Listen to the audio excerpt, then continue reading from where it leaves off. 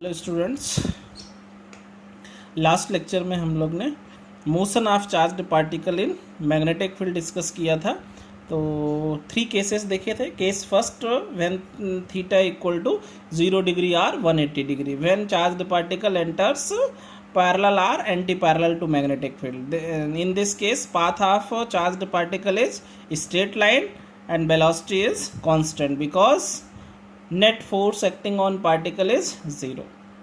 Second case में when charged particle enters perpendicular to magnetic field, path of charged particle is circular in and radius of circular find करने का formula calculate किया था r is equal to mb/qb।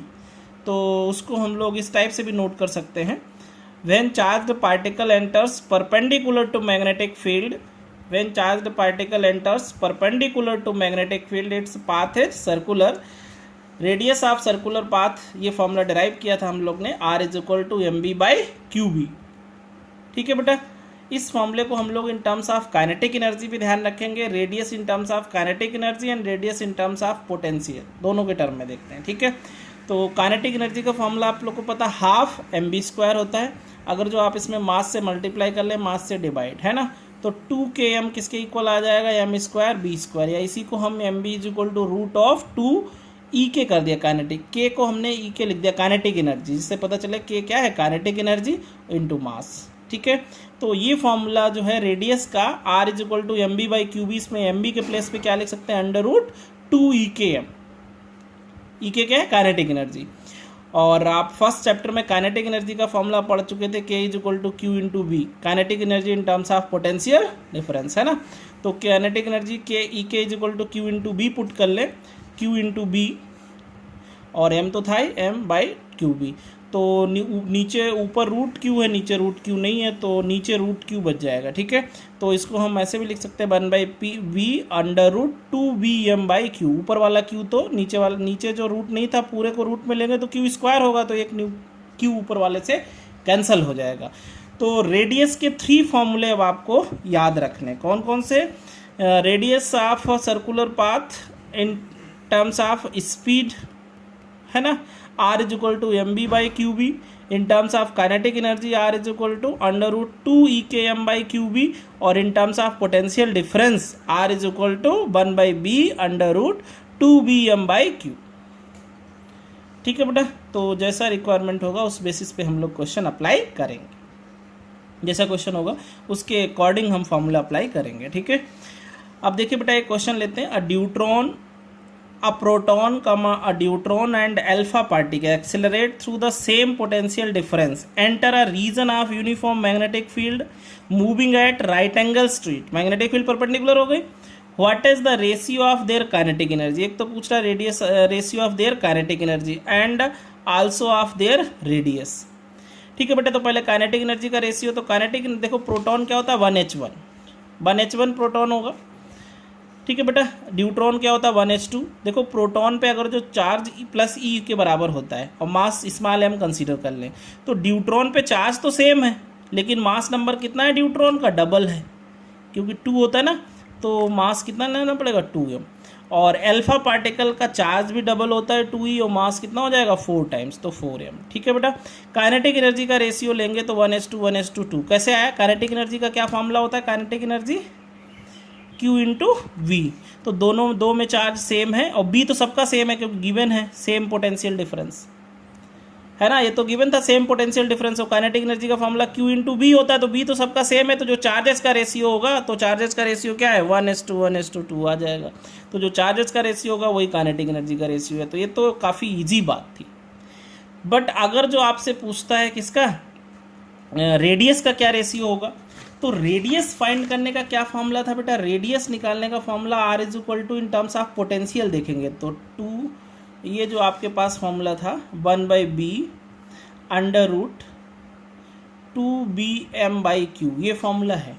अब suppose आप proton के लिए apply करोगे तो 1/b √2b, पोटेंशियल डिफरेंस तो सेम है, मास ऑफ प्रोटॉन m और चार्ज e प्लस e। ठीक है, अब आप अगर जो किसके लिए यूज़ करो, सपोज ड्यूट्रॉन के लिए, तो ड्यूट्रॉन के लिए 1/b √2b, तो सबका सेम पोटेंशियल डिफरेंस है, मास, लेकिन यहाँ पे मास क्या हो जाएगा, 2m, और चार्ज लेकिन ई ही है। जब हम अल्फा पार्टिकल की बात करेंगे, अल्फा पार्टिकल की रेडियस, तो 1/b और रूट ऑफ 2b और यहाँ पे 4m और नीचे 2e चार्ज है ना, 2e चार्ज है, ये चीज़ें देख रहे हैं ना सब। तो क्या होगा बताओ बेटा, इसमें क्या है, अगर जो हम इसमें से ये वैल्यू ले लें, जैसे इसको है, तो इसको हम इसी के टर्म में लिखना चाहें तो ये लिख सकते हैं। इसमें देखो क्या 2 और रूट के अंदर एक्स्ट्रा है, तो √2 into velocity of radius of proton के बराबर कर लें, ठीक है, रेडियस ऑफ प्रोटॉन। और इसमें लिखेंगे तो इसमें तो देखो 2 ये कैंसिल हो गया है ना बेटा, 2e था तो 4e, तो ये तो आपके पास कितना आ जाएगा, √2 इसमें भी आ जाएगा, रेडियस ऑफ प्रोटॉन। ठीक है बेटा, तो आपके पास अगर जो ये तो रेडियस ऑफ प्रोटॉन था, ये वाला पूरा टर्म कॉमन ले लें इसमें से, है ना, तो √2 एक्स्ट्रा था, बाकी तो सेम ही था, इसमें भी 2 एक्स्ट्रा बचेगा, तो ये रेशियो आ जाएगा, है ना, 1h2 √2h2 √2, अगर जो पोटेंशियल डिफरेंस क्या है, इक्वल है। ठीक है, देखो एक बार फिर से देख लो बेटा, क्वेश्चन क्या था, a proton deuteron and an alpha particle accelerated through the same potential difference enters a region of uniform magnetic field moving at right angles to it, what is the ratio of their kinetic energy. तो kinetic energy का ratio देखेंगे, kinetic energy का formula होता है Q into we, we सबका क्या है, same है पोटेंशियल डिफरेंस, तो जो Q का रेशियो होगा चार्जेस का, वही काइनेटिक एनर्जी का रेशियो आ जाएगा, तो 1:2 2:3 आएगा, 1:2 1:2 आ जाएगा। रेडियस का रेशियो चाहिए, तो रेडियस के लिए फॉर्मूला लगा लेंगे इन terms of potential, R = 1/b √2bm/q, ठीक है, ये फॉर्मूला यूज कर लेंगे आप, कौन सा है, ये वाला। तो ठीक है, यहाँ पे देखो ये तो प्रोटॉन के लिए हुआ, ड्यूट्रॉन में देखो 2 एक्स्ट्रा था तो √2 अलग कर दिया, बाकी सेम आ गया, इसमें भी 2 एक्स्ट्रा हो जाएगा तो √2 अलग, तो 1:2 √2 √2 ऐसा आ जाएगा, अगर जो पोटेंशियल सेम है। ठीक है, इसी में सेम क्वेश्चन आ जाता है, कभी कभी पूछता है काइनेटिक एनर्जी सेम है तो क्या रेशियो होगा, इफ, इसी में क्वेश्चन पूछ सकता था, if proton deuteron and alpha particle है ना, 3 लिए गए, if proton deuteron and alpha particle all have same kinetic energy,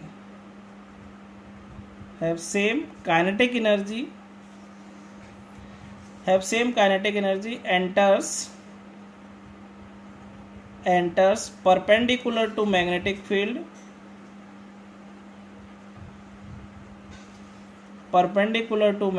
field,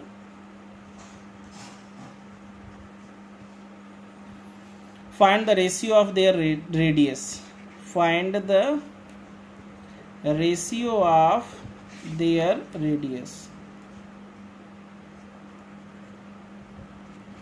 तो देखो बेटा, आप कौन सा फॉर्मूला अप्लाई करेंगे, काइनेटिक एनर्जी के टर्म्स वाला, तो kinetic in terms of kinetic energy क्या फॉर्मूला होता है, रेडियस का R = √2Ekm/qb, ये फॉर्मूला होता है। अब हम लोग फॉर प्रोटॉन अगर जो हम लोग लगाएंगे, फॉर प्रोटॉन, तो रेडियस ऑफ प्रोटॉन कितना हो जाएगा, √2 kinetic energy, mass of proton m, और चार्ज ले लेते हैं चलो E। ठीक है बेटा, ड्यूट्रॉन के लिए बात करेंगे, फॉर ड्यूट्रॉन, तो ड्यूट्रॉन के लिए √2E के काइनेटिक एनर्जी तो सेम है, लेकिन मास कितना लेना पड़ेगा, 2m, और बाई यहाँ पे तो EB ही होगा।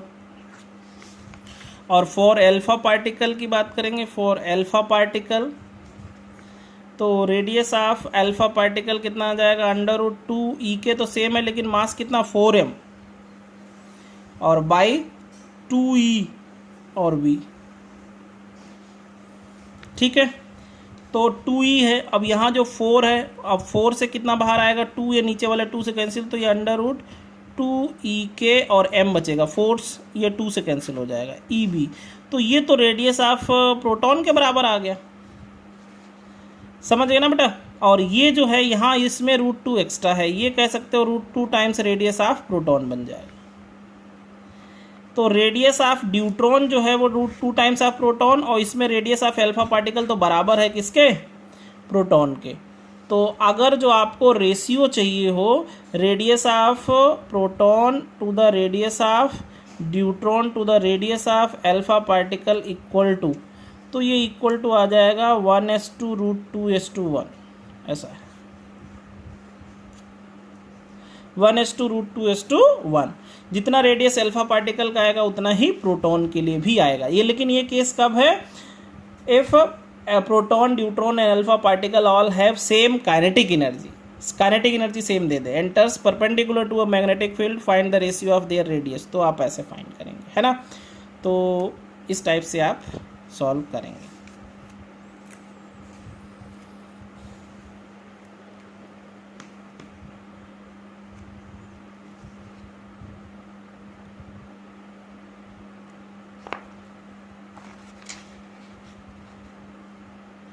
ठीक है बेटा, तो ये पॉइंट आप ज़रूर ध्यान रखेंगे।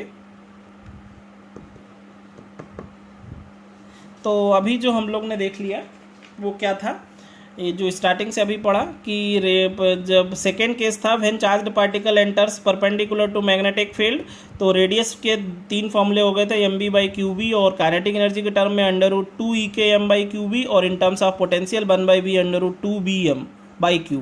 तो अगर जो सेम पोटेंशियल डिफरेंस है तो पोटेंशियल डिफरेंस वाला फॉर्मूला अप्लाई करेंगे। इसमें तो काइनेटिक एनर्जी का रेशियो पूछ रहा था, ज़्यादा ईजी था। पोटेंशियल डिफरेंस सेम है तो काइनेटिक एनर्जी का रेशियो वही आएगा जो किसका है, इस चार्ज का है, क्योंकि बी तो सेम है, काइनेटिक एनर्जी Q/V होता है। ठीक है, रेडियस का चाहिए होगा तो फिर रेडियस ये वाला फॉर्मूला अप्लाई करके आप रेडियस का देख लेंगे तो 1:√2:√2 आ जाएगा। ठीक है बेटा, तो ऐसे करेंगे। तो इसी में आगे बढ़ते हैं, नेक्स्ट टॉपिक पढ़ते हैं आज।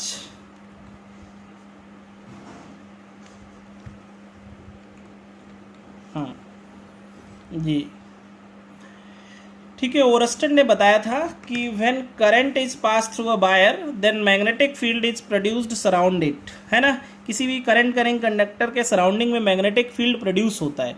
उस मैग्नीट्यूड की मैग्नेटिक फील्ड की स्ट्रेंथ क्या होती है, कितना मैग्नेटिक फील्ड प्रोड्यूस होता है, ये बताया था किसने, बायो-सेवर्ट्स ने। तो नेक्स्ट हम लोग बात करते हैं बायो-सेवर्ट्स लॉ। बायो-सेवर्ट्स लॉ से हम लोग, ये तो हम लोग को ओरस्टेड ने ही बता दिया था कि किसी भी करंट करेंग कंडक्टर के सराउंडिंग में मैग्नेटिक फील्ड प्रोड्यूस होता है, कितना मैग्नेटिक फील्ड प्रोड्यूस होता है, उसकी स्ट्रेंथ क्या होती है, वो किससे फाइंड करते हैं, बायो-सेवर्ट्स लॉ से। तो देखते हैं बायो-सेवर्ट्स लॉ से। बायो-सेवर्ट्स ने बताया जैसे कोई एक करंट करेंग कंडक्टर, इन्होंने एक्सपेरिमेंटली देखा, जैसे कोई करंट करेंग कंडक्टर है, उसका एक छोटा सा एलिमेंट ले लें सपोज DL लेंथ का, इसमें आई करंट इसमें भी जा रही होगी पूरे में। इससे मान लो कि करंट की डायरेक्शन से थीटा एंगल पे कोई पॉइंट P है जो R डिस्टेंस पे, तो इस P पॉइंट पे कितना मैग्नेटिक फील्ड होगा। तो इन्होंने बताया कंसीडर एन इनफाइनाइटेजिमल मतलब वेरी स्मॉल, है ना, consider an infinitesimal element DL of the conductor, then magnetic field at P due to DL, इस DL एलिमेंट की वजह से मैग्नेटिक फील्ड, तो मैग्नेटिक फील्ड जो P पॉइंट पे है वो करंट के डायरेक्टली प्रोपोर्शनल होता है, लेंथ के डायरेक्टली प्रोपोर्शनल होता है जितना एलिमेंट ले रहे हैं, और साइन थीटा के। ठीक है, थीटा लेंथ वेक्टर और रेडियस वेक्टर के मिडिल का एंगल है। ठीक है, और डिस्टेंस के स्क्वायर के कैसा होता है, इन्वर्सली प्रोपोर्शनल। तो एक साथ प्रोपोर्शनल और इन्वर्सली प्रोपोर्शनल करा लिया, डी भी डायरेक्टली प्रोपोर्शनल हो जाएगा I/dl sign theta by r², और प्रोपोर्शनल का साइन हटाने के लिए कांस्टेंट यहाँ पे यूज करते हैं μ0/4π। इलेक्ट्रिसिटी में 1/4π एप्सिलॉन था कांस्टेंट, यहाँ पे μ0/4π। इस पूरे की जो वैल्यू है μ0/4π जो कांस्टेंट है, इसकी वैल्यू 10⁻⁷ होता है। ठीक है, जैसे 1/4π एप्सिलॉन की वैल्यू कितना होता था, 9 × 10⁹ है ना, लेकिन यहाँ इसकी जो वैल्यू है वो 10⁻⁷ है। μ0 को कहते हैं permeability of air or vacuum. Permeability electricity में क्या होता था, परमिटिविटी, यहाँ पे इसको क्या बोलते हैं, परमेबिलिटी। ठीक है, ये परमेबिलिटी देखा जाए तो डायरेक्टली प्रोपोर्शनल है, परमिटिविटी कैसा था, इन्वर्सली प्रोपोर्शनल था। वहाँ नीचे होता था ना परमिटिविटी, यहाँ कैसा है, ऊपर। ये पॉइंट भी ध्यान रखेंगे। इसी फॉर्मूले को वेक्टर फॉर्म में लिखा जाए तो dB vector is equal to μ0/4π, I current में तो स्केलर है, DL vector cross r cap by r², ऐसे लिख सकते हैं। या फिर इसको ऐसे लिख सकते हैं d V vector is equal to mu naught upon 4 pi I D l vector cross r vector by r cube. तो आर वैक्टर करोगे तो नीचे आर क्यूब हो जाएगा, क्योंकि यूनिट वैक्टर है ना आर कैप। यूनिट वेक्टर को हम क्या लिखते थे, वेक्टर बाई मैग्नीट्यूड, है ना। देखो इधर ध्यान रखो, ये जो डीएल क्रॉस आर कैप हमने किसके प्लेस पे रखा है पता है, डीएल साइन थीटा की जगह पे। कैसे, तो ये क्या है डीएल वेक्टर, ये आर कैप क्या है यूनिट वेक्टर, इसका मैग्नीट्यूड क्या होगा 1। तो इसको हम ओपन करें A B A cross B में, तो ए क्रॉस बी का क्या फॉर्मूला होता है, ए बी साइन थीटा। तो डीएल का मैग्नीट्यूड क्या हो जाएगा, डीएल इसका मैग्नीट्यूड 1 और साइन थीटा। ठीक है, तो DL vector cross are cap इसका मतलब क्या है, डीएल साइन थीटा है। डीएल साइन थीटा के प्लेस पे आप लिख सकते हो dl vector cross are cap, वही हमने किया यहाँ पे dl vector cross are cap by are square. और यूनिट वेक्टर क्या होता है, वेक्टर बाय मैग्नीट्यूड। तो इसको वेक्टर बाय मैग्नीट्यूड करेंगे तो नीचे आर की पावर 3 हो जाएगी। तो ये दोनों फॉर्मूले ध्यान रखना, in form of vector form directly पूछ लेता है कभी कभी कि बायो-सेवर्ट्स लॉ को वेक्टर फॉर्म में कैसे नोट करते हैं, कंपटीशन में भी आता है और बोर्ड में भी, है ना, दोनों के लिए इंपॉर्टेंट है इन फॉर्म ऑफ वेक्टर। ठीक है, यूनिट ऑफ परमेबिलिटी पूछता है आपसे, परमेबिलिटी की यूनिट देख लेते हैं। परमेबिलिटी का फॉर्मूला ये है d V is equal to mu naught upon 4 pi I D l sine theta by are square. आपको परमेबिलिटी के लिए फॉर्मूला बनाओ म्यू नोट, तो म्यू नोट चाहिए तो d V into 4 pi are square, other cross multiply हो जाएगा by I D l sine theta. अब बताओ डी वी मैग्नेटिक फील्ड की यूनिट पढ़ चुके हो, टेस्ला, 4 पाई की कोई यूनिट होगी नहीं, आर की मीटर स्क्वायर, और नीचे इधर ampere into meter, sine theta की कोई डायमेंशन नहीं होती। तो tesla into meter by ampere, एक तो यूनिट आ जाएगी, tesla into meter by ampere, ये यूनिट है परमेबिलिटी की, या फिर इसी का न्यूटन पर एम्पियर स्क्वायर भी आती है, न्यूटन पर एम्पियर स्क्वायर। कैसे, एक फॉर्मूला हम लोग अभी ड्राइव करेंगे, magnetic force acting on current carrying conductor, magnetic force acting on current carrying conductor, F is equal to क्या फॉर्मूला आएगा, I B L sine theta. तो यहाँ से मैग्नेटिक फील्ड की यूनिट निकालें तो B is equal to F by I L sine theta. Sine theta की कोई यूनिट होती नहीं, फोर्स की क्या हो जाएगी, न्यूटन, एम्पियर और मीटर। तो मैग्नेटिक फील्ड की यूनिट न्यूटन पर एम्पियर इंटू मीटर या टेस्ला, एक ही बात है। ठीक है, तो हम टेस्ला की जगह पे न्यूटन पर एम्पियर इंटू मीटर रख लें यहाँ पे, तो फिर क्या एक टेस्ला के प्लेस पे रख लें तो एक मीटर जो नीचे है कैंसिल हो जाता है, क्या आ जाता है बताओ, न्यूटन पर एम्पियर स्क्वायर। तो 2 यूनिट हो गई। ठीक है, किसकी, परमेबिलिटी की। परमेबिलिटी की यूनिट ये भी होता है tesla into meter by ampere या फिर न्यूटन पर ampere square, both units are permeability. और डायमेंशन ऑफ परमेबिलिटी की बात करें, डायमेंशन ऑफ परमेबिलिटी, परमेबिलिटी क्या है, न्यूटन पर एम्पियर स्क्वायर। तो न्यूटन की फोर्स की डायमेंशन क्या होता है, एम एल टी माइनस 2 और एम्पियर तो ए स्क्वायर, तो आ जाएगा एम एल टी माइनस 2 ए माइनस 2, ये डायमेंशन ऑफ परमेबिलिटी। ठीक है, तो बायो-सेवर्ट्स लॉ से हम लोग क्या फाइंड करते हैं, find the strength of magnetic field around current carrying conductor. तो किसी भी कंडक्टर में करंट फ्लो रहा तो उसके सराउंड में मैग्नेटिक फील्ड प्रोड्यूस होता है, उसकी स्ट्रेंथ क्या होती है वो आप इस बायो-सेवर्ट्स से निकाल सकते हैं, बायो-सेवर्ट्स लॉ से। तो ये जो मैग्नेटिक फील्ड है,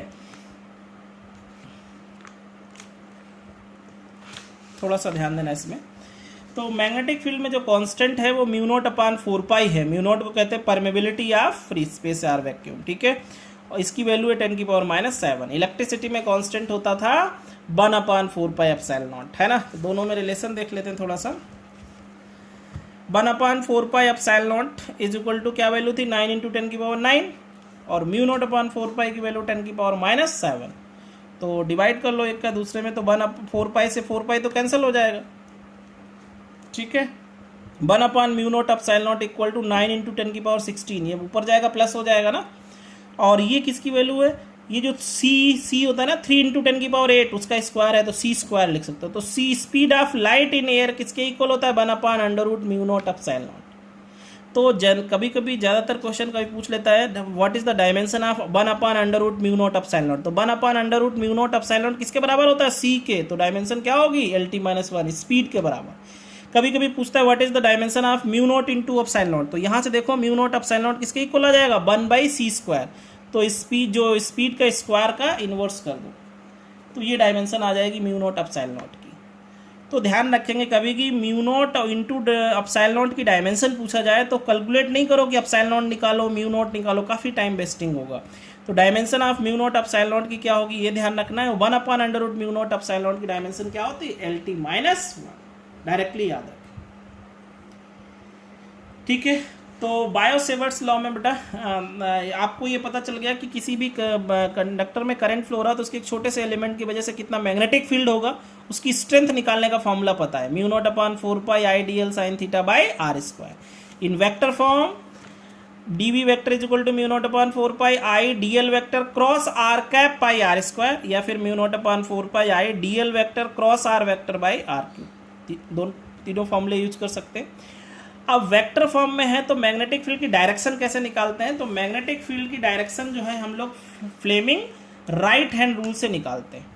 फ्लेमिंग राइट हैंड रूल क्या होता है कि अगर जो हम लोग अपना थंब और फिंगर्स को इस टाइप से स्ट्रेस करें कि वो क्या रहे, परपेंडिकुलर, तो if thumb in the direction of current of flow and fingers in the side where magnetic field is calculated, जिस साइड मैग्नेटिक फील्ड कैलकुलेट करना हो उस साइड अगर जो हम किसको पुट करें, फिंगर्स को, तो पाम के जो परपेंडिकुलर डायरेक्शन है वो डायरेक्शन किसकी होती है, मैग्नेटिक फील्ड की। ऐसा समझो, पाम के परपेंडिकुलर, ठीक है, अंदर की जिधर फेस होगा पाम का, ये जो पाम है ना इसके परपेंडिकुलर डायरेक्शन ऐसे है, एक तो क्या हो गया फिंगर्स, थंब और ये पाम के परपेंडिकुलर डायरेक्शन, ऐसे 3 लेते हैं, ठीक है। तो करंट की डायरेक्शन, थंब किसकी डायरेक्शन में, करंट की डायरेक्शन में, फिंगर्स की साइड करेंगे जिस साइड मैग्नेटिक फील्ड कैलकुलेट करना होगा।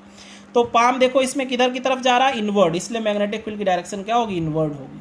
सपोज मान लो इधर निकालना होता तो करंट ऊपर की तरफ और इधर हाथ हम लोग फिर इधर फिंगर्स करते तो किधर आ जाता, आउटवर्ड आ जाता, इधर निकालते तो आउटवर्ड आएगा अगर जो इस साइड चाहिए होगा क्या, सराउंडिंग में सर्कुलर फॉर्म में मैग्नेटिक फील्ड लाइंस होती ना, वो इधर से अंदर जा रहे होगा, बाहर इधर से ऐसे ऐसे। तो ध्यान रखेंगे, direction of magnetic field is calculated by Fleming, direction of magnetic field is calculated by Fleming right hand rule, है ना। क्या है देख लो इधर थोड़ा सा, देखो बेटा, एक तो वेक्टर विदाउट मतलब मैथमेटिकली निकाला जाए तो direction of dV is the same as the vector dl vector cross are vector, length vector और रेडियस जो आर वेक्टर है उसका क्रॉस प्रोडक्ट करोगे जो आएगा वही डायरेक्शन होगी बी की। It is given by the right hand screw rule, right hand screw rule से भी निकाल सकते हैं, है ना। या फिर direction of dV is also calculated by Fleming right hand rule, जो हमने अभी आपको बताया। थंब किसमें, in the direction of current flow, और फिंगर्स किस साइड करते हैं, in the direction where magnetic field is want to calculate, जिस डायरेक्शन में मैग्नेटिक फील्ड कैलकुलेट करना चाहते हो फिंगर्स उस साइड करेंगे, और थंब किसकी डायरेक्शन में, करंट फ्लो की डायरेक्शन में। तो पाम के perpendicular to the palm represent the direction of magnetic field, perpendicular to palm. अब इस साइड जैसे निकालना था, जैसे अभी हमने तुमको इसमें दिखाया, जैसे इसमें करंट ऊपर की तरफ है, इस साइड निकालना है तो इनवर्ड आएगा, और इधर निकालना होता तो किधर आता, आउटवर्ड आता। तो राइट हैंड पाम रूल से भी निकाल सकते हैं, इसको हम लोग राइट हैंड पाम रूल भी कह सकते हैं, ठीक है, राइट हैंड पाम रूल बोलते हैं।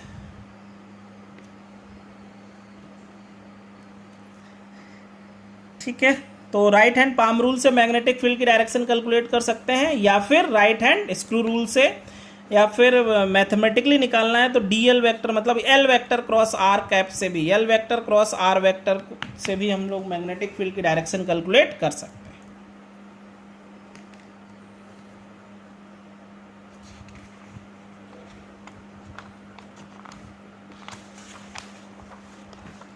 देखो बेटा, इसका यूज करते हैं किसका, बायो-सेवर्ट्स लॉ का। Magnetic field at the centre of current carrying circular loop find करते हैं, magnetic field at the centre of current carrying circular loop.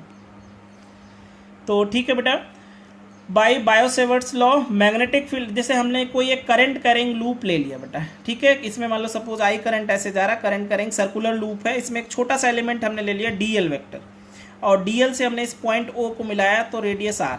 आप हमेशा ध्यान रखो, सरकमफेरेंस जो होता है, रेडियस ऑलवेज सरकमफेरेंस पे नॉर्मल होती, तो रेडियस तो जो है कहीं सेंटर से मिलाएंगे रेडियस ही होगी, तो वो सरकमफेरेंस के तो ऑलवेज क्या होगी, नॉर्मल ही होगी। तो by Biot Savart's law magnetic field at O due to element DL, इस डीएल एलिमेंट की वजह से निकालें तो क्या फॉर्मूला होता है वैसे वेक्टर में, mu naught upon 4 pi I DL vector cross are vector by R की पावर 3, और डी मैग्नीट्यूड में लिखेंगे तो mu naught upon 4 pi I D L, इसको क्या लिखेंगे D L cross D L vector cross are cap को D L cos A sine 90 समझ, क्योंकि radius is always perpendicular to circumference. तो ये कार कैंसिल हो जाएगा, ये formula D B equal to mu naught upon 4 pi I D L by are square. और total magnetic field at O due to all such element, ऐसे छोटे छोटे सभी एलिमेंट की वजह से निकालना हो तो टोटल के लिए क्या कर लेंगे, इंटीग्रेशन ले लेंगे।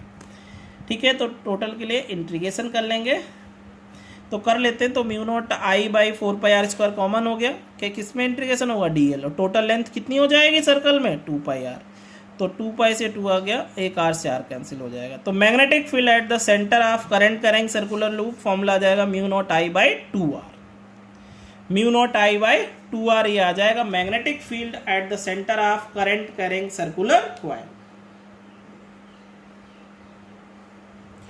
Magnetic field at the centre of current carrying circular loop आप ऐसे फाइंड कर सकते हो। डायरेक्शन तो आपको पता ही, करंट जैसे ऊपर की तरफ निकालना, इधर निकालना है तो किधर आ जाएगा, इनवर्ड, या डायरेक्टली आप इस सर्कल में तो ध्यान कर सकते हो। अगर जो करंट क्लॉकवाइज है तो मैग्नेटिक फील्ड किधर आएगी, इनवर्ड, और एंटी क्लॉकवाइज अगर जो करंट है तो आउटवर्ड आएगा। अगर जो करंट ऐसे फ्लो हो रहा होता तो किधर आता, आउटवर्ड, लेकिन ऐसे फ्लो हो रहा है तो किधर आएगा, इनवर्ड। चाहे तो राइट हैंड थंब रूल से कह सकते हो, screw right hand screw rule, palm rule से निकालो, चाहे तो राइट हैंड स्क्रू रूल से, दोनों से सेम आएगा। ठीक है बेटा, तो ध्यान रखेंगे सर्कुलर कॉइल में if current is flowing in clockwise direction then direction of magnetic field is inward to the plane of paper, plane of कह सकते हो रिंग, और प्लेन ऑफ रिंग के परपेंडिकुलर आउटवर्ड होगी कब, जब करंट कैसा हो, एंटी क्लॉकवाइज हो। ठीक है, तो इस टाइप से आप ध्यान रखेंगे बायो-सेवर्ट्स लॉ।